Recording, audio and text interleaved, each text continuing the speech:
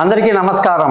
నేను మీ గోపాల్ అయ్యంగార్. శ్రీమతే రామానుజాయ నమః. 22వ తారీఖు డిసెంబర్ నుంచి 28వ తారీఖు డిసెంబర్ వరకు మేషరాశి నుంచి మీనరాశి వరకు వార ఫలాలు ఎలా ఉందనేది చాలా క్లుప్తంగా క్లియర్గా షార్ట్ కట్లో ఈసారి నుంచి చెప్పదలుచుకున్నాను. దయచేసి మీరందరూ ఆదరించండి, ఈ ఛానల్ని సబ్స్క్రైబ్ చేయండి.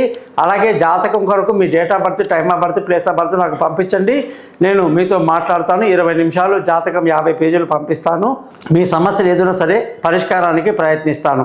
ఈ వారం గ్రహాల స్థితి చూసుకుంటే గురువు వృషభ రాశిలో, కర్కాటకంలో కుజుడు, కేతు వచ్చేసి కన్యా రాశిలో, చంద్రుడు సింహం, కన్యా, తుల వృశ్చిక రాశిలో ప్రయాణిస్తున్నారు. బుధుడు వృశ్చిక రాశిలో, సూర్యుడు ధనుసు రాశిలో, శని కుంభరాశిలో, శుక్రుడు మకర రాశిలో, రాహు వచ్చేసి మీనరాశిలో ప్రయాణిస్తున్నారు. ఈ స్థితిని బట్టి 12 రాశులకు ఏ విధమైనటువంటి ఫలితాలు ఉంటాయని తెలుసుకుందాం.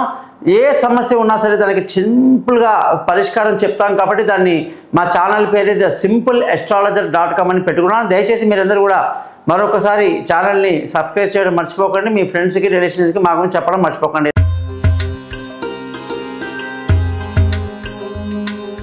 మీనరాశి వాళ్ళందరికీ కూడా 22వ తారీఖు డిసెంబర్ నుంచి 28వ తారీఖు డిసెంబర్ వరకు ఎలా ఉందో చూద్దాం.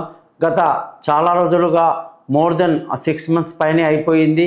గురువు తన యొక్క వృషభ రాశిలో సంచరిస్తున్నాడు. మీనరాశి వాళ్లకు ఏమాత్రం కలిసి రావట్లేదు. మానసికంగా చికాకు, అదృష్టం కలిసి రాకపోవటం, బంధువులతో, స్నేహితులతో చిన్న చిన్న విరోధాలు, గొడవలు, అవకాశాలు ఉంటాయి. మరి గురువు యొక్క స్థితి బాగాలేదు కాబట్టి రోజు గురు మంత్రాన్ని 16 సార్లు చదవడం, కనకపుష్య రాగాన్ని చూపుడు వేలుకి ధరించడం, 3 క్యారెట్ల బరువు ఈ 16,000 జపాలతో మా దగ్గర లభిస్తాయి. దాన్ని ధరించడం వల్ల మీకున్న చికాకులన్నీ తొలగిపోతాయి. ఈ వారం మొత్తం మీద కూడా మీరు అనుకున్న పనులు సాధించాలంటే గురువు యొక్క ఆశీస్సులు కావాలి. మంచి దత్తాత్రేయ స్వామి, ఆంజనేయ స్వామి లాంటి గురువుకు వెళ్ళి చక్కగా ఆశీస్సులు పొందండి. అలాగే ధన ఆదాయం చాలా బాగుంది. కుటుంబ సంతోషం కొరకు చాలా కష్టపడతారు. పిల్లల చదువులు పురోగతి చూస్తారు. బంధువుల, స్నేహితుల సహాయ సహకారాలు బాగా లభిస్తుంది. మానసిక ధైర్యాన్ని బాగా కలిగి ఉంటారు. అందరికీ సహాయం చేసే స్థితిలో మీనరాశి వాళ్ళు ఉండడం మంచిది.